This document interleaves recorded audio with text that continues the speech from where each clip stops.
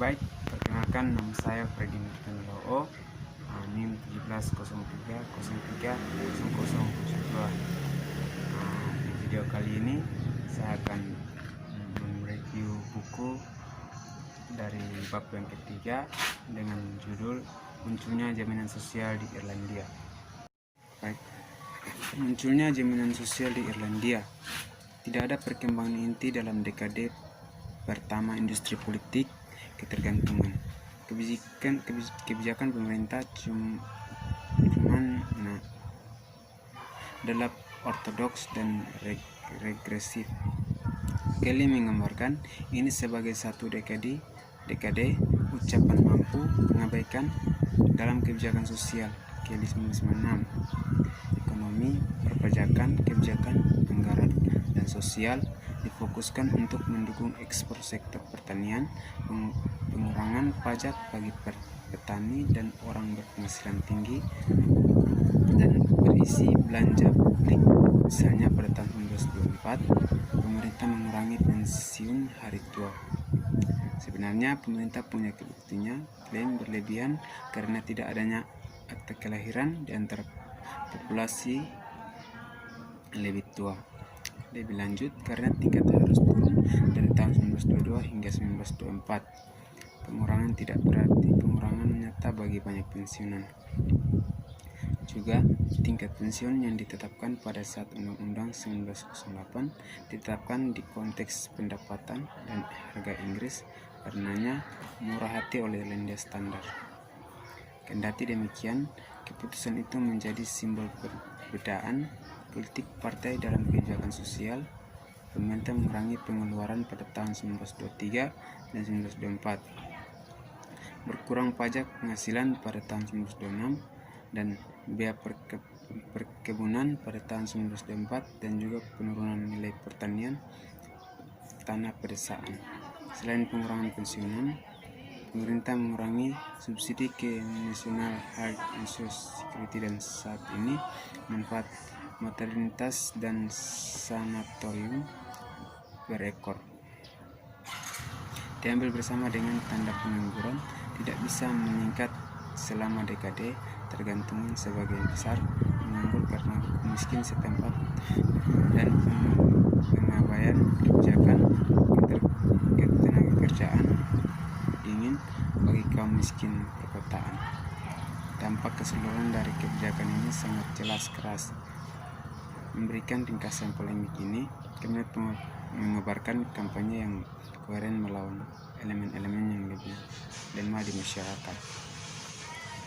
Orang miskin, lanjut usia, pengangguran, semuanya harus merasakan cambukan pelepas.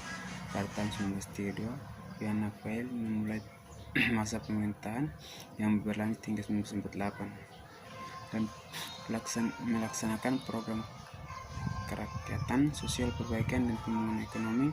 Fianna Fáil mengadopsi filsafat ekonomi Paine dan campur tangan dalam ekonomi dengan menganjur pembangunan, mendirikan BUMN, memperluas program jangka panjang, redistribusi dan implementasi tanah, kebijakan industri proteksionis. Fianna Fáil menggambarkan dirinya sebagai orang miskin pemerintahan manusia. Menanggapi penolakan popularision dan hukum miskin dan tidak praktisan merancang skema kerja atau meningkatkan asuransi pengangguran, pemerintah memperkenalkan bantuan pengangguran dan pensiun janda di pertengahan tahun 1930-an.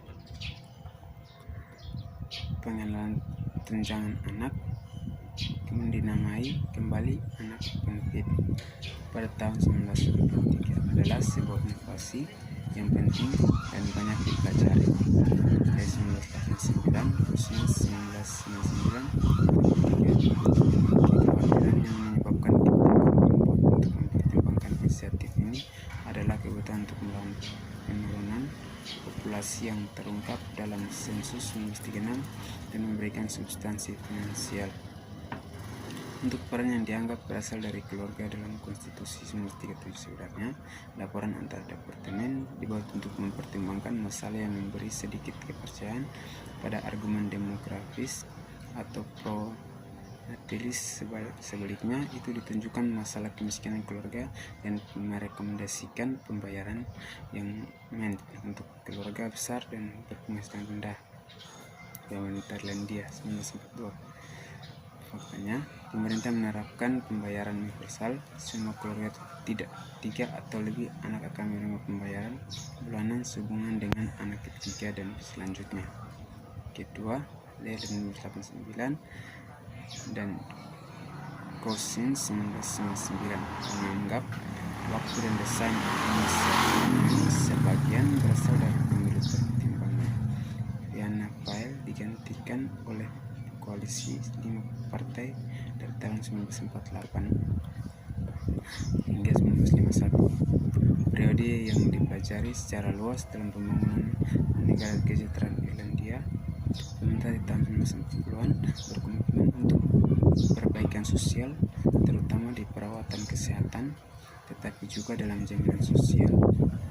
Tahun 1987,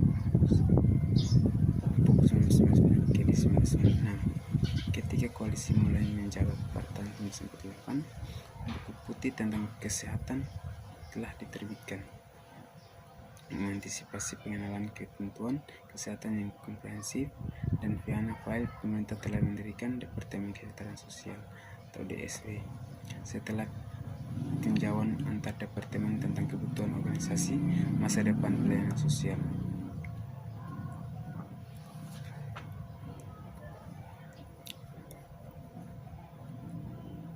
Tiga poin penting yang perlu diperhatikan tentang jaminan sosial pada saat ini adalah sebagai berikut. Pertama, pemerintah Fianna Fáil tahun 1948 memiliki reputasi inisiatif korporatif Katolik. Laporan komitmen tentang organisasi kejuruan 1943 dan rencana Dignan garis besar skema jaminan kesehatan nasional 1945. Yang pertama, sepenuhnya model pemerintah yang dielaborasi berdasarkan prinsip-prinsip subsidiar dan vokasionalisme, dan yang terakhir ditulis oleh seorang Katolik terkemuka, Ustadz, yang merupakan ketua masyarakat asuransi kesehatan nasional.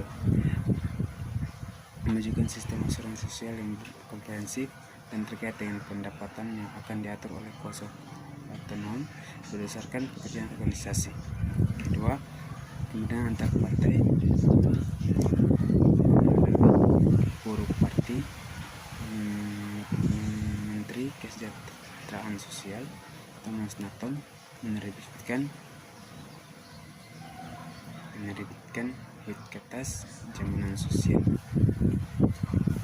Ini sangat dipengaruhi oleh berbagai lembaga asuransi sosial dan layanan terkait dan diusulkan untuk menghasilkan sistem asuransi sosial yang dikelola negara berdasarkan tunjangan tarif tetap.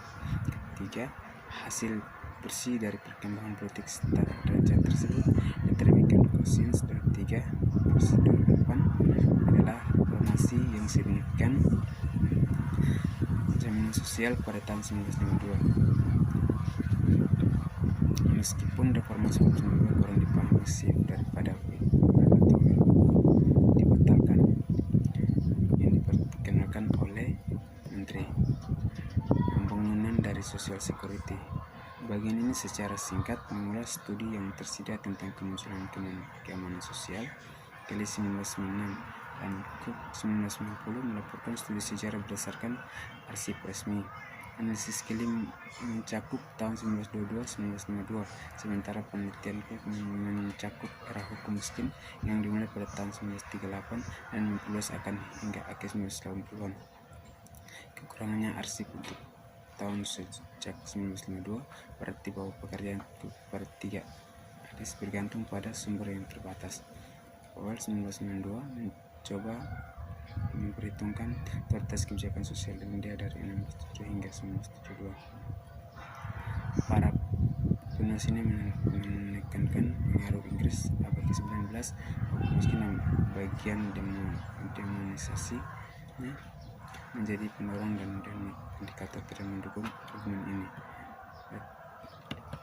Data parti yang dicatat untuk periode pasca perang asuransi sosial kesejahteraan sosial menyampaikan gambaran yang beragam dengan pengeluaran agregat Irlandia tertinggi kedua dari 4 dan sosialnya pertanggungan asuransi ketiga jadi 2007.